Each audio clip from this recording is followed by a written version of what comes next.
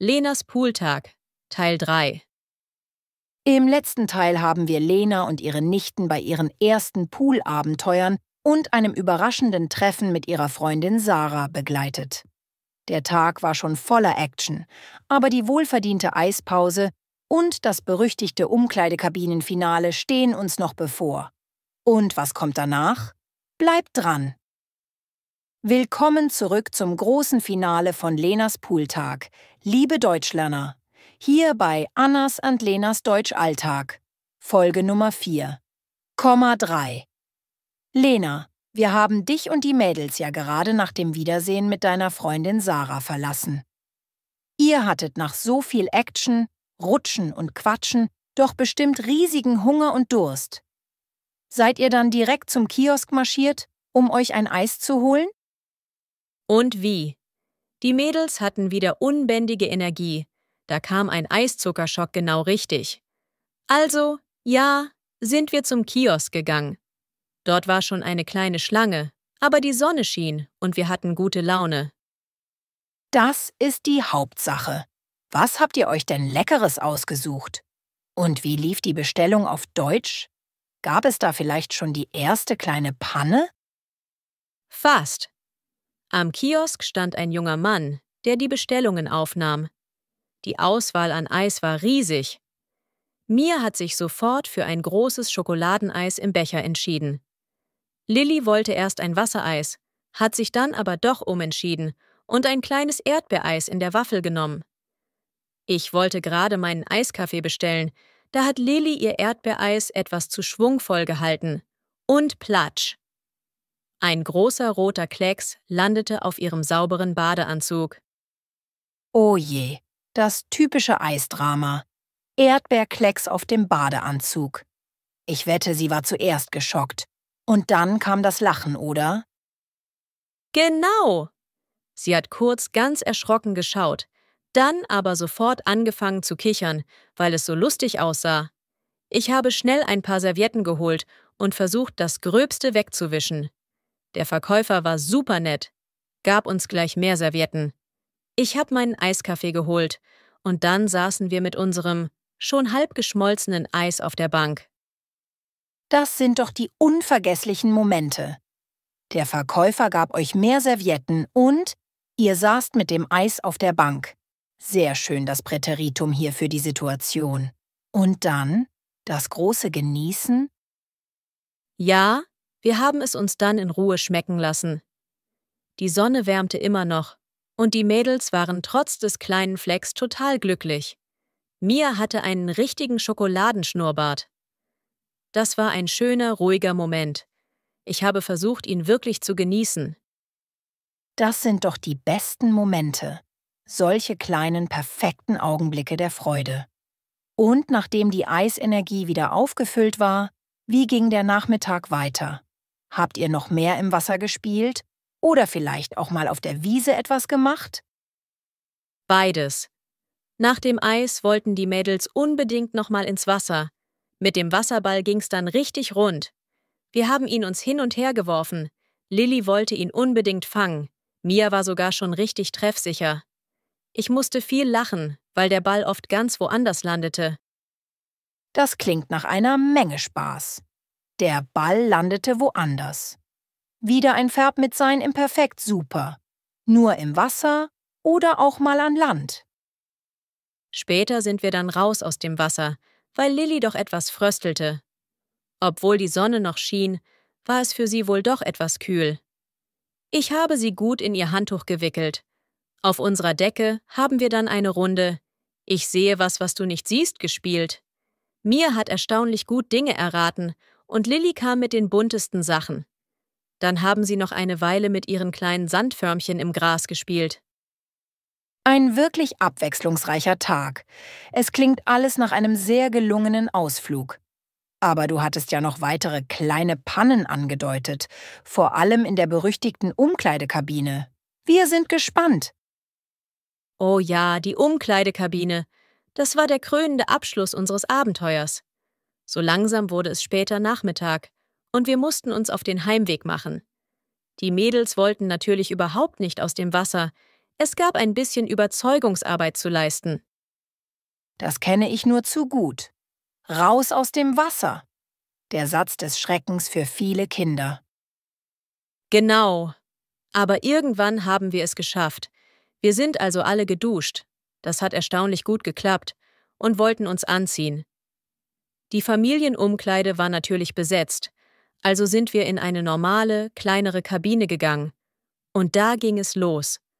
Es war super eng, unsere 3 nassen Handtücher, die nassen Badesachen lagen überall, die trockenen Sachen fielen ständig vom Haken. Oh, das Umkleidekabinenballett. Wer kennt es nicht? Absolut. Und dann der Höhepunkt. Lilly hat plötzlich ganz panisch gerufen: Meine Socke ist weg! Meine Lieblingssocke mit den Glitzersternen. Totales Drama. Wir haben alles durchsucht, unter den Bänken geschaut, jede Tasche 3-mal umgedreht. Nichts. Lilly war schon wieder den Tränen sehr, sehr nahe. Ich war auch schon leicht gestresst. Oh nein, eine verlorene Lieblingssocke. Und? Habt ihr sie wiedergefunden? Ja, zum Glück. Nachdem wir bestimmt 5 Minuten wie die Detektive gesucht hatten, hat Mia sie entdeckt. Sie war irgendwie komplett in Lillys einen Schwimmflügel hineingerutscht und dort stecken geblieben. Wir haben alle 3 erstmal laut gelacht, als wir sie endlich gefunden hatten. Mia war die Heldin des Tages. Was für eine Erleichterung. Mia hat sie entdeckt. Und danach? Endlich fertig für den Heimweg? Ja, danach haben wir uns ganz schnell fertig angezogen. Alle nassen Sachen habe ich in eine extra Plastiktüte gestopft. Den Schlüssel vom Spind habe ich abgegeben, die Euromünze zurückbekommen und dann sind wir endlich, ziemlich erschöpft, aber sehr glücklich, zum Auto gegangen. Das klingt nach einem wirklich ereignisreichen Tag. Und die Heimfahrt? Waren die Mädels da noch fit? Kaum waren wir losgefahren, sind beide auf der Rückbank sofort eingeschlafen. Sie waren total platt. Im Rückspiegel 2 schlafende Mädels. Und ich nur noch am Lächeln. Die Fahrt nach Hause war dann also extrem ruhig. Das ist ja oft so. Und als du sie dann bei deiner Schwester abgeliefert hattest, wie hast du dich gefühlt? Oh ja! Nachdem ich die schlafenden Mäuse meiner Schwester übergeben hatte, bin ich nach Hause gefahren und habe mich als erstes aufs Sofa fallen lassen. Ich war richtig müde, aber auch sehr, sehr glücklich. Es war ein wunderschöner Tag. Ich habe die Zeit mit den Mädels total genossen. Und ich habe gemerkt, dass mein Deutsch beim Erzählen schon viel besser geworden ist. Das, liebe Lena, ist das schönste Fazit. Darauf kommt es an. Kiosk, Spiele, Pannen, Umkleide und Heimfahrt. Und zum krönenden Abschluss unserer Poolsaga, liebe Zuschauer. Hier kommt unsere letzte Wortschatztafel zu diesem Abenteuer. Denkt daran, Verben der Bewegung oder Zustandsveränderung bilden das Perfekt oft mit sein. Am Kiosk und die Eispause. Zum Kiosk gegangen. Die Schlange. Bestellungen aufgenommen. Eis zubereitet haben. Das Schokoladeneis. Das Erdbeereis. Der Eiskaffee. Sich entschieden haben für. Genommen haben, sich gegönnt haben. Die Waffel. Der Becher. Der Klecks. Ein Kleckseis landete. Servietten geholt. Fleck weggewischt haben. Euro gekostet. Mit Bargeld bezahlt haben. Auf einer Bank gesessen. Eis geschleckt. Kaffee getrunken. Moment genossen haben. Weitere Spiele und Erholung. Mit einem Wasserball gespielt. Sich den Ball hin und her geworfen haben. Ball gelandet. Aus dem Wasser rausgegangen. Gefröstelt haben. Jemanden ins Handtuch gewickelt haben. Ich sehe was du nicht siehst, gespielt. Dinge erraten haben. Mit Sandförmchen im Gras gespielt haben. Kleine Pannen und die Umkleidekabine. Überzeugungsarbeit, geleistet haben. Geduscht haben. Familienumkleide war besetzt. In eine kleinere Kabine gegangen. Es war eng. Sachen gelegen haben. Sachen runtergefallen. Lieblingssocke weg gewesen. Alles durchsucht. Unter Bänken geschaut. Taschen umgedreht haben. Den Tränen nahe gewesen. Gestresst gewesen. Spät geworden. Socke wiedergefunden. Entdeckt. In Schwimmflügel hineingerutscht. Stecken geblieben. Laut gelacht haben. Sich fertig angezogen. Nasse Sachen gestopft haben. Schlüssel abgegeben. Euromünze zurückbekommen haben. Heimfahrt und Fazit. Zum Auto gegangen. Losgefahren, eingeschlafen. Mädchen im Rückspiegel gesehen. Vor sich hin gelächelt haben. Fahrt war ruhig. Kinder übergeben haben. Nach Hause gefahren. Sich aufs Sofa fallen lassen haben. Müde aber glücklich gewesen. Zeit genossen haben. Gemerkt haben, dass Deutsch besser geworden ist. Lena, das war eine wirklich wundervolle und sehr ausführliche Erzählung deines Pooltages. Ich bin sicher, unsere Zuschauer haben nicht nur mitgefiebert, sondern auch unglaublich viel gelernt, besonders über das Perfekt und den Wortschatz für solche Alltagssituationen. Danke, Anna. Es hat wirklich Spaß gemacht, alles so detailliert zu erzählen. Und ja, ich glaube, ich bin im Perfekt jetzt wirklich sicherer. Das ist fantastisch. Liebe Zuschauer, das war nun unsere dreiteilige Saga von Lenas Pooltag. Wir hoffen, es hat euch gefallen und geholfen. Welche Panne von Lena fandet ihr am lustigsten oder welche Situation kennt ihr selbst gut vom Schwimmbadbesuch?